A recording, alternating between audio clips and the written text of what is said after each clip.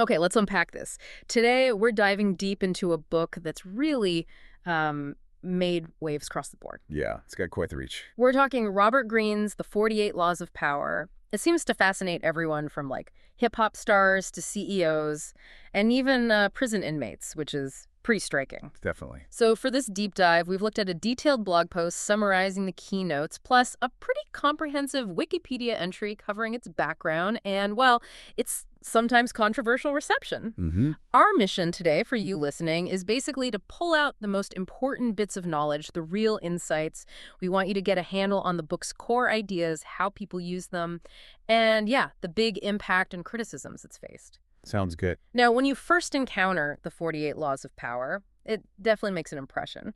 Our sources give it a solid 9 out of 10. High praise. Yeah, they call it an outstanding work, likely to stay a classic. And it's praised for laying out these, well, laws for gaining power in life, in business. Pretty much everywhere. Right, and it uses all these interesting historical examples to back things up. And the way Greene came up with these ideas is pretty fascinating in itself. He'd been a writer, actually worked in Hollywood for a bit. Oh, okay. And he started noticing these patterns, similar power moves between today's big shots and figures from way back in history. Uh-huh. The book really kicked off after he met a book packager, Joost Elffers, back in '95. Greene pitched this idea, a book about power. Right. But the real turning point, the moment he talks about, was when he was rereading this biography of Julius Caesar. Caesar, okay. Yeah, and Caesar's decision, that bold move to cross the Rubicon River, no going back, that really inspired Greene. He decided to take his own leap, wrote the proposal, and, well, that became the book. Wow, and that leap definitely worked out for him. I mean, this wasn't just a successful book. Not at all. It hit the New York Times bestseller list, sold over, 1.2 million copies just in the U.S.? That's right, and translated into 24 languages. Which really shows you the massive, almost global appeal it has. And that leads right into the core debate about it, doesn't it? It gets pretty heated. Yeah, the manipulation question. Exactly. A lot of readers, especially cynical ones, they look at it and just see a manual for manipulation.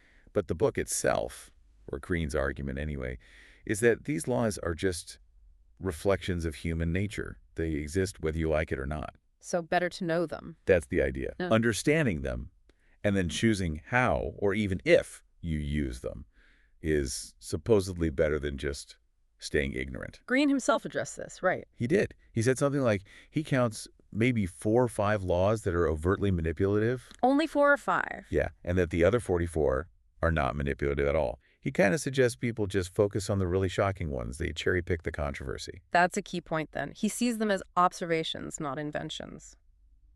Okay, so with that framework, let's get into some specific laws. Because they're fascinating. They outline these strategies for dealing with power dynamics. Yeah, they really do. And it's often about the psychology behind the power plays. Let's look at a few standouts from the notes. Okay. Take Law 1. Never outshine the master. The basic idea. Make sure your superiors feel secure. Always. Right. Don't make them nervous. Exactly.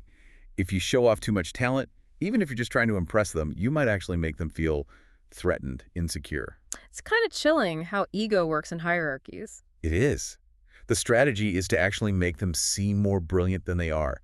You subtly give them credit, basically. So it's like strategic deference. Making them shine makes you safer, maybe even more influential in the long run. That's the logic, yeah. Yeah. Strategic humility, as you put it. Yeah. Then you've got Law 2. Never put too much trust in friends. Learn how to use enemies. Ooh, that sounds harsh. It does. The argument is pretty stark. Friends get envious easily. They might betray you faster because of those emotions. And they might hide uncomfortable truths because, they don't want conflict, which can backfire badly if you need the real story. Whereas an enemy. The book suggests a former enemy might actually be more loyal. They have more to prove. Less baggage, maybe. Huh. I guess you know where you stand with an enemy. Kind of. The law even suggests using enemies publicly to define your own cause, like you're the good guy fighting their evil. It clarifies things. Better to know who's against you. Man, that's cold. But I can almost see the cold logic. Okay, what about getting noticed in the first place? That brings us to Law 6, court attention at all cost.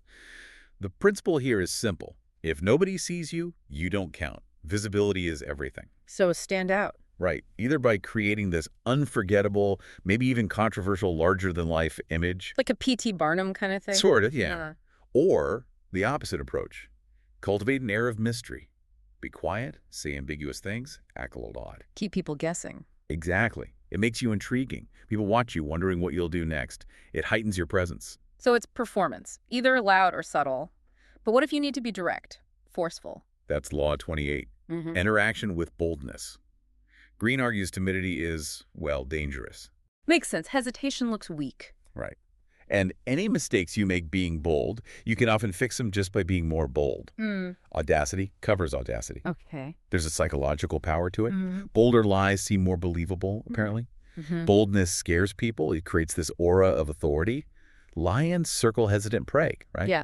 The law really pushes you to practice boldness, especially in things like negotiations, where people often ask for too little.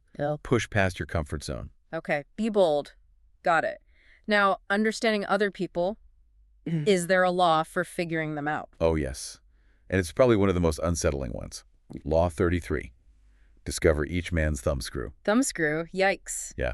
It basically says everyone has a weak spot. A vulnerability, an insecurity, maybe an uncontrollable emotion, a secret pleasure. Yeah. Something. A chink in the armor. Exactly. And Greene gives pointers on how to find it. Pay attention to body language, gestures. Look for times they act like a helpless child. Or notice contrast, like a really shy person who secretly craves attention. Find the weak link. Fill their emotional voids. Feed their vanity or greed. Wow, this is dark. It is. It argues the biggest weakness to exploit is often just people's basic need for validation, to feel important. Yeah, that's intense, like emotional intelligence weaponized. Okay, what about the final law, the big finish? Law 48. Assume formlessness. This is presented as the ultimate key. Adaptability. Be like water. Kind of, yeah. If you have visible plans, you're predictable. You're a target. So the powerful are always shifting, changing form, staying fluid. Hard to hit a moving target. Exactly. Don't take things personally. Just adapt. It's not just about going with the flow. It's a tool to increase power by being unpredictable. And it apparently gets even more important as you get older to avoid getting stuck in your ways. Formlessness, adaptability. Okay, so hearing all this, for you listening, how does it land? Do you recognize these patterns, maybe at work or even just watching the news? It's definitely a different lens to view interactions through. It really is. And beyond the laws themselves, the book's reception is a whole other story. Fast Company called it a mega cult classic. That sounds about right. And the LA Times said it turned Greene into a cult hero with the hip-hop set, Hollywood elite, and prison inmates alike. That's quite a mix. It's incredible, really. The range is wild, like you mentioned, the prison thing. Yeah. It's apparently one of the most requested books in American prison libraries. So much so that it's actually been banned in several U.S. prisons. Banned? Seriously? Yeah. Which, just speaks volumes about how potent people perceive these ideas to be, especially in places where power dynamics are incredibly raw and stripped down. That really highlights the core appeal, doesn't it? This perceived access to control. Absolutely. And then there's the hip-hop connection. Rapper 50 Cent famously said he connected with it instantly. Yeah, I heard that. He even worked with Greene on a follow-up book, The 50th Law, another bestseller. And you hear references and lyrics from Jay-Z, Kanye, Drake, MF Doom, Central C. The list goes on. So it really permeated that culture. Deeply. And Hollywood, too. People like Busta Rhymes, Darius Jackson apparently used it to handle difficult producers. Okay. Even Dov Charney, the former CEO of American Apparel, he was known for quoting the laws all the time, giving copies out, and he actually put Greene on the company's board. No kidding, on the board. Yeah. And then there are anecdotes like Michael Jackson apparently had an annotated copy. Courtney Love was photographed carrying it to court. That's quite an image. Right. And Greene even claimed Fidel Castro read it. Whether that's true or not, it shows the kind of reach people associate with it. This incredible reach, this diverse audience, it really forces the question, doesn't it? Is this book a guide to mastering situations, or is it just a playbook for manipulation? The opinions seem really strong either way. Oh, definitely. The reviews are all over the place. Some praise it highly. People magazine called it a rye primer for people who desperately want to be on top. Rye primer, okay. Allure liked that it was satisfyingly dense, literary, full of fantastic examples. And Quincy Jones III saw it more positively, like an empowerment tool, not just a way to screw people. So some see it as helpful for ambition, maybe even self-improvement in a way, but the criticisms must be pretty sharp too. They are. Jerry Adler in Newsweek pointed out contradictions between the laws. Mm. He argued the book, maybe unintentionally, makes a great case for just being humble and obscure. Huh. The opposite effect. Kind of. Kirkus Reviews was brutal, called it simply nonsense, said it lacked evidence. And Jeffrey Pfeffer, a professor at Stanford, basically said the laws are just cherry-picked stories, not based on solid research. Okay, so the academic rigor is questioned. How do supporters respond to that? Well, some argue, like Craig Pinder, that yeah, maybe the advice looks deceptive, but it actually has reasonable explanations in context. It's a pragmatic defense. It works, even if it looks bad. It's really interesting, though, that despite all this debate, all the criticism, it's still studied in colleges, right? Places like Millsaps and Ramapo College. Yeah, that's true. So it's not just dismissed out of hand. Even in academic circles, it clearly sparks enough thought and discussion to be considered intellectually engaging, whatever you think of the content itself. Definitely provokes a reaction. So wrapping all this up, pulling together these insights, what's the main thing for you, the listener, to take away from this deep dive into power dynamics? Well, hopefully exploring the 48 laws of power like this gives you a clearer lens on these often hidden dynamics. Whether you ever think about using these laws, that's one thing. Right. But just being able to recognize them when other people might be using them. Or maybe understanding your own reactions in certain power situations.